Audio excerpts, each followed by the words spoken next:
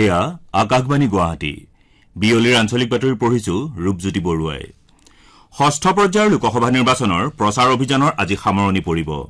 এইটো পৰ্যায়ত অহা 25 মেত 8খন ৰাজ্য আৰু কেন্দ্ৰীয় শাসিত অঞ্চলৰ মুঠ 58টা সংসদীয় সমষ্টিত ভোট গ্ৰহণ কৰা হ'ব এই সমষ্টিসমূহৰ ভিতৰত বিহাৰৰ 8টা হাৰিয়ানাৰ 10টা জম্মু কাশ্মীৰৰ 1টা ঝাৰখণ্ডৰ 4টা দিল্লীৰ 7টা উৰিষ্যাৰ 6টা উত্তৰ প্ৰদেশৰ 14টা আৰু পশ্চিম বংগৰ 8টা সমষ্টি আছে উল্লেখযোগ্য যে ষষ্ঠ পৰ্যায়ত ভোট গ্ৰহণ হ'বলগীয়া 58টা সংসদীয় সমষ্টিৰ বাবে মুঠ 889 গৰাকী প্ৰাৰ্থীয়ে প্ৰতিদ্বন্দ্বিতা আগবঢ়াইছে পৰহিলৈ পুৱা 7 বজাৰ পৰা সন্ধিয়া 6 বজালৈ এই পৰ্যায়ৰ ভোট গ্ৰহণ কৰা হ'ব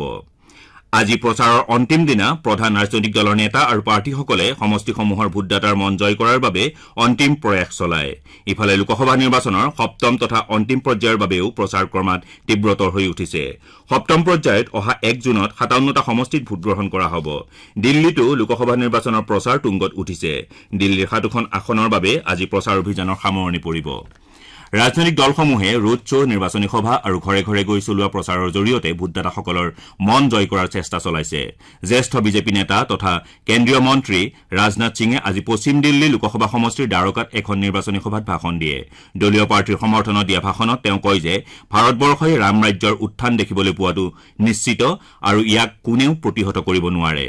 দলৰ আন এগৰাকী জ্যেষ্ঠ নেতা তথা কেন্দ্ৰীয় মন্ত্ৰী পীয়ুষ গোৱেলেও পশ্চিম দিল্লীৰ নজফগড় এলেকাত এটা ৰোড শ্বত অংশগ্ৰহণ কৰে আনহাতে বিজেপি নেত্ৰী তথা কেন্দ্ৰীয় মন্ত্ৰী স্মৃতি ইৰাণীয়ে চান্দনী চক সংসদীয় সমষ্টিৰ অশোক বিহাৰ এলেকাত এটা ৰোড শ্বত ভাগ লোৱাৰ বিপৰীতে দলটোৰ নেতা ৰাজস্থানৰ মুখ্যমন্ত্ৰী ভজনলাল শৰ্মাই উত্তৰ পশ্চিম দিল্লীৰ সংসদীয় সমষ্টিৰ ৰোহিণী এলেকাত ৰোড শ্বত অংশগ্ৰহণ কৰে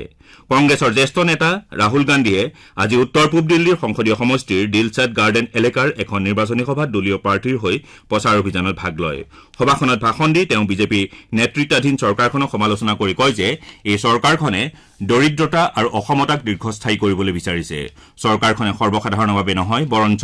নিৰ্দিষ্ট একাংশ বৃহৎ ব্যৱসায়ীৰ হৈহে কাম কৰা বুলি তেওঁ অভিযোগ কৰে নিবনুৱা সমস্যাৰ বাবে দেশৰ যুৱ সম্প্ৰদায় বেয়া ধৰণে ক্ষতিগ্ৰস্ত হৈছে বুলিও নেতাগৰাকীয়ে দাবী কৰে একেদৰে আম আদমী পাৰ্টীৰ শীৰ্ষ নেতাসকলেও দলীয় প্ৰাৰ্থীৰ হকে ৰোড শ্বকে ধৰি বিভিন্ন ধৰণে প্ৰচাৰ অভিযানত অংশগ্ৰহণ কৰিছে উৰিষ্যাতো ষষ্ঠ পৰ্যায়ত ভোটগ্ৰহণ হ'বলগীয়া 6টা লোকসভা আৰু 42টা বিধানসভা সমষ্টিৰ বাবে আজি প্ৰচাৰ অভিযান তুংগত উঠা পৰিলক্ষিত হয় বিজেপিৰ জ্যেষ্ঠ নেতা তথা প্ৰধানমন্ত্ৰী নৰেন্দ্ৰ মোদীয়ে আজি হাৰিয়ানাৰ ভিৱানী মহেন্দ্ৰগড়ত দলৰ হৈ প্ৰচাৰ চলায় শ্ৰীমোদীয়ে আজি পঞ্জাৱৰ পাটিয়ালা চহৰতো নিৰ্বাচনী সভাক সম্বোধন কৰে নিজৰ ভাষণত প্ৰধানমন্ত্ৰীয়ে দেশৰ 140 কোটি ভাৰতীয়ই এনডিএ চৰকাৰৰ প্ৰগতিকামী পদক্ষেপসমূহ উপলব্ধি কৰিছে বুলি মন্তব্য কৰে বিজেপিৰ নেতা তথা মুখ্যমন্ত্ৰী হিমন্ত বিশ্ব শৰ্মাই আজি উৰিষ্যাৰ সম্বলপুৰ আৰু চম্পুৱাত নিৰ্বাচনী প্ৰচাৰ সভাত অংশ লয় মহাপুৰুষ মাধৱদেৱ স্থাপিত বৰপেটাৰ সুন্দৰীদিয়া সত্ৰত আজিৰে পৰা 3দিনীয়া কাৰ্যসূচীৰে মহাপুৰুষজনাৰ 535 সংখ্যক আবিৰ্ভাৱ মহোৎসৱ পালন কৰা হৈছে আজি ধৰ্মধ্বজা উত্তোলন গছপুলি ৰোপণ ভাগৱত পাঠ কীৰ্তন ঘোষা পাঠ কৰাৰ লগতে খোলবাদন লোকগীত আৰু বৰগীত প্ৰতিযোগিতা অনুষ্ঠিত হয়